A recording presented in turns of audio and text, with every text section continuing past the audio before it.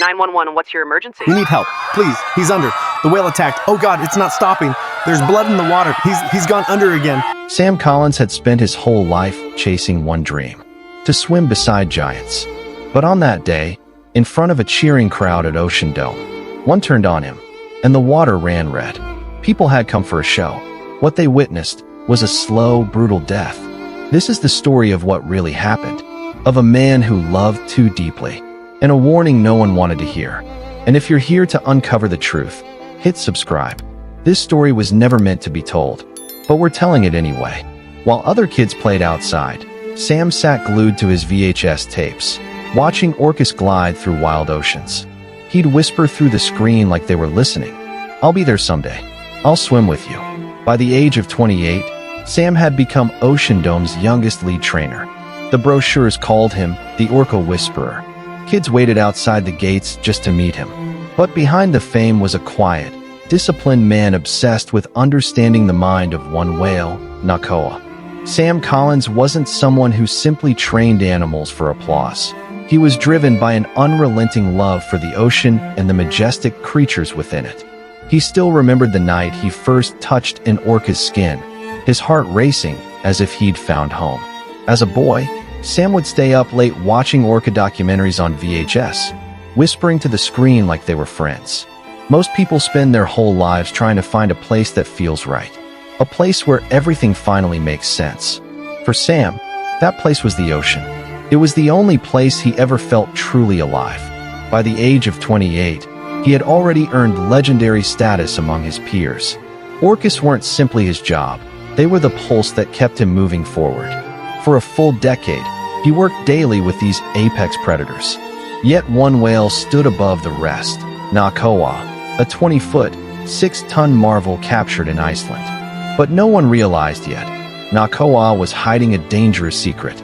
On the surface, everything still looked perfect. Nakoa performed like a star. When he breached, the crowd roared. But the real magic happened when it was just him and Sam, alone in the water, moving like they shared the same mind. One of Sam's co-workers once said, "Those two were different. It was like watching one soul split across two bodies." The crowd would cheer as Sam rode Nakoa's back or swam beside him in perfect harmony. But behind the stunts, the smiles, and the applause, signs were starting to show. Nakoa started doing little things he never did before. He wouldn't come right away when Sam called. Sometimes he swam slower. Other times, he acted like he didn't hear anything at all. The trainers said it was normal, but Sam knew this whale better than anyone. And deep down, something didn't feel right. One morning, Sam found Nakoa floating near the far wall of the tank. He wasn't moving much, just drifting. His eyes were open, but he didn't look at anything. Sam tapped the glass gently, like he always did. No response. He crouched beside the tank and stayed there for nearly 10 minutes, whispering Nakoa's name. Still nothing. It was the first time Sam felt a kind of fear he couldn't explain. Not fear of the whale, but fear that something inside him was slipping away. Later that day, Sam wrote everything down in the trainer log. He described the way Nakoa had gone quiet, how he didn't respond, how he seemed like he wasn't even there. He asked if they could adjust the routines, maybe cancel the next in-water stunt, just to be safe. The next morning, he checked the log again. His note had been stamped with a red label at the top. Non-urgent. Over the next week, Nakoa started chewing on the metal gate again. He'd done it before, years ago, when he was stressed. But this time, he wouldn't stop. Every morning, Sam saw the same thing. Nakoa at the back of the tank, grinding his teeth against the bars. It made a horrible sound. Sam brought it up during the morning meeting. He asked if they could change the next show. No diving, no close swims, just something safer. His team lead shook his head. "We've already advertised it," he said. "People are coming just to see you two in the water." The night before the show, Sam didn't go home. He stayed at the edge of the tank long after the crowds were gone. The music had stopped. The stadium was dark, and Nakoa just kept swimming, slow, silent, always in the same circle. Sam pressed his palm to the glass. Nakoa passed right by, eyes blank, body heavy. Not even a glance. That was when something hit Sam. He didn't know what had changed, but whatever it was already too far gone. He walked away slower that night, hands in his pockets, head down. And everyone watching him knew something wasn't right. The next morning, the sun was out early. The weather looked perfect, but Sam could feel a strange heaviness in the air. By 10 a.m., the parking lot was already full. Families lined up outside the stadium holding snacks, cameras, and paper hats. Some had driven hours just to see the show. A huge white banner hung across the gates. It read, "One ocean, one bond. Don't miss the human and giant show at 2:15. Sam arrived early. He went straight to the lockers, changed into his wetsuit, and sat on the bench without saying a word. He didn't laugh. He didn't joke like usual. He stared at the floor while tying the strap of his whistle. And when he finally stood up, he took one long breath and walked toward the tank. That's when he saw Nakoa.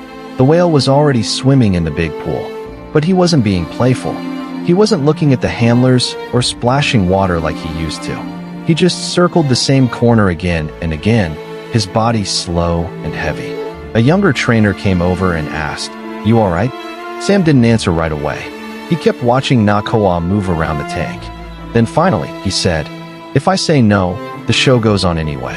If I go in, maybe I'll understand how bad it really is." The other trainer just stood there for a second. Then he gave a quiet nod and walked away. At exactly 2:15 p.m., the gates opened and the crowd poured in. The stadium filled quickly. People smiled as they found their seats, holding soda cups and wearing souvenir hats. A few children leaned over the railings, hoping to get splashed. Just behind Section B, a news crew finished setting up their tripod. Everyone had come for one reason: to witness the famous moment when Sam and Nakoa would dive together, man and whale, no barriers between them. Sam stood just out of sight behind the platform. He could hear the hum of the crowd. Then the music started. The announcer's voice boomed across the speakers.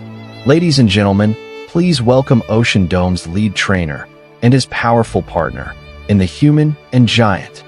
The crowd exploded with applause. Sam walked out slowly, his face calm but unreadable. He didn't wave like he used to, just a small nod.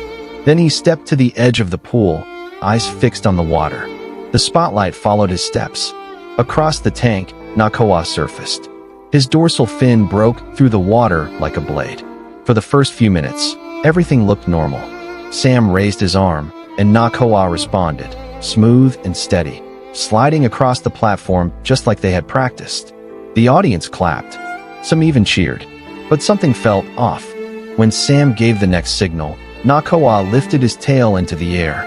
But this time, he didn't slap the water. He just held it there, frozen in place, like he was thinking about something else. The crowd didn't notice, but Sam did. It was small, barely a pause, but in their world, pauses mattered. Pauses could mean warning signs, and this one felt heavier than the rest. Still, Sam kept going. He took 2 steps back from the edge. The water in front of him sparkled under the lights. He drew in one long breath and dove. His body cut through the surface like a blade. For a moment, it looked perfect, just like it always had. Sam glided forward under the water, arms extended, eyes locked on Nakoa, who swam a few feet ahead. The crowd leaned in. Some held their phones up to record. This was the moment they came for. But under the surface, something shifted. Nakoa slowed down, not to meet Sam, but to move past him. His body brushed against Sam's shoulder, not aggressive, but not part of the routine either. It felt like something unspoken had snapped. Sam gave the spin signal again, slow and calm, the way Nakoa always liked. Still nothing. Nakoa kept moving. His circles grew tighter, faster. Each pass brought him closer. The water around them churned with more power than usual. The water churned. Sam broke the surface, raised a warning hand, then dove again, still hoping for rhythm. But Nakoa had already turned, this time fast. Then he struck, and that's when he struck. Nakoa hit Sam hard, from underneath, with full force. It wasn't teeth this time, it was his entire body. The impact sent Sam spinning backward through the water. He kicked, twisted, tried to regain balance. But before he could move again, Nakoa circled once more. And this time, he didn't miss. He rose fast, jaws opened just enough to catch Sam by the leg. The bite landed. Sam's body jerked violently as the whale dove deep, dragging him down. A burst of bubbles exploded across the surface. In the stands, people gasped. Some laughed, still thinking it was all part of the act. But it wasn't, because Sam didn't come back up. On the platform, one trainer froze. Another slammed the emergency alarm. The alert tone echoed through the stadium. Red lights flashed around the tank. Still, the crowd didn't understand. They couldn't see what was happening beneath the surface. But below, it was chaos. Sam fought to break free. He kicked with his free leg, reaching for Nakoa's rostrum, trying to signal. But the water was thick, his movements slow, and Nakoa wasn't letting go. Every time Sam got close to the surface, Nakoa pulled him back under. Harder, deeper. The crowd started to shift. People leaned forward, squinting. A child whispered, "Why isn't he coming up?" That's when the first patches of red began to rise. One of the divers yelled, "He's bleeding." The net release was pulled, but it jammed. Another trainer tried to hit the gate to isolate the pool, but Nakoa had already crossed into the deep section. Sam surfaced once more, barely. His arm reached out, shaking. His face was pale, mouth open, gasping for air. Then Nakoa breached behind him, fast and high, and pulled him under again. This time, he didn't let go. By 2:23 p.m., the water was still. No more movement, no more bubbles, just silence and blood drifting across the surface. That was the signal. 3 divers jumped into the tank, kicking downward as fast as they could. They found Sam 30 feet below, limp, floating sideways. Nakoa was still nearby, circling. He didn't look at the divers. He didn't attack again, but he didn't swim away either. The lead diver moved in carefully. He grabbed Sam by the shoulder. The others helped lift his body toward the light. One would later say it felt like pulling a ghost through syrup. At 2:25 p.m., they broke the surface. Sam didn't move. The divers guided his limp body toward the platform. Trainers rushed to the edge and pulled him out of the water, laying him flat on the soaked concrete. His wetsuit was torn from the waist down. Bite marks ran deep across his left leg and hip. One of his arms hung twisted at the elbow, bent in a way that made people turn away. His skin was pale. His lips were blue. His chest wasn't rising. A trainer dropped beside him and began CPR. Another knelt by his head and delivered rescue breaths, one after another, carefully timed. Their hands moved fast. Their voices stayed calm. But under that calm was panic, real panic, because nothing was working. They tried again, harder this time. Chest compressions pounded into his ribs. A third trainer ran in with the defibrillator, wires tangled, hands shaking. People watched from behind the railings. Some whispered, some cried, but no one said a word loud enough to break what was happening on that stage. Because deep down, everyone knew. 10 more compressions, 2 more breaths. No movement, no sound, only water still dripping from his hair onto the deck. And then finally, one of the trainers stopped. She looked up, eyes full of pain, voice barely above a whisper. "That's it," she said. At 2:41 p.m., Sam Collins was declared dead, on the same stage where children once cheered for him. He took his last breath under a whale he called a friend. The stadium emptied quietly. No closing music, no thank you message, just silence. One man cried quietly. A child clutched her dolphin toy. A woman in the front row just stood there, frozen. A few children asked questions their parents couldn't answer. Inside, no one spoke. The deck was still soaked. Blood and water pooled around the edges of the platform. A towel lay crumpled near the bench. On top of it, Sam's whistle. Someone had placed it there without thinking. And in the back of the tank, Nakoa floated, still circling, still waiting. The next morning, the posters were gone. No more human and giant.